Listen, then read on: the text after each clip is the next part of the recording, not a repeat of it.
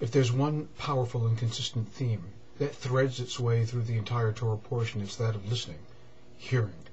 In fact, that's how the Torah reading begins. It commences with the words Vayishma Yitro, and Jethro heard. Unlike the passage that came a little earlier, where the nations of the world heard and trembled. But Jethro doesn't hear and trembles, he simply listens, he hears.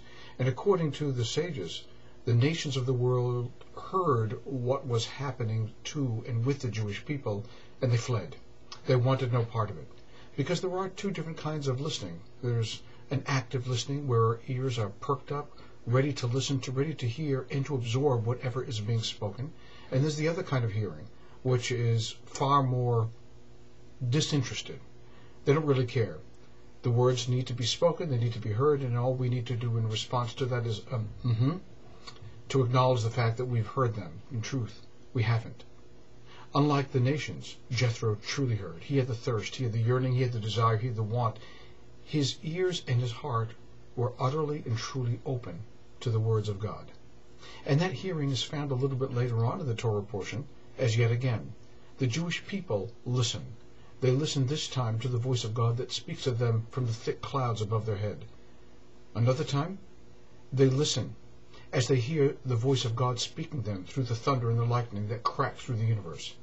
And yet again they listen as God utters the first word of the Decalogue, what we call the Aseret Dibrot, the Ten Commandments, yet even later.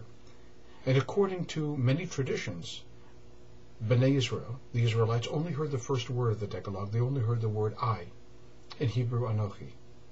They heard the word I because that's all that they could hear. It's all that they could stand. But yet, perhaps it was enough. For as the great Hasidic sage Rabbi Elimelech of Rzhensk said, when God uttered the words, I am the Lord thy God, the whole Torah is predicated on the words, listening to those words and absorbing them in one's own heart, not just by us, but by every being that walks the earth. Everything is predicated on there being a God, and everything is predicated on us listening to the fact that there is a God in the universe, hearing it, listening, absorbing. Shabbat Shalom.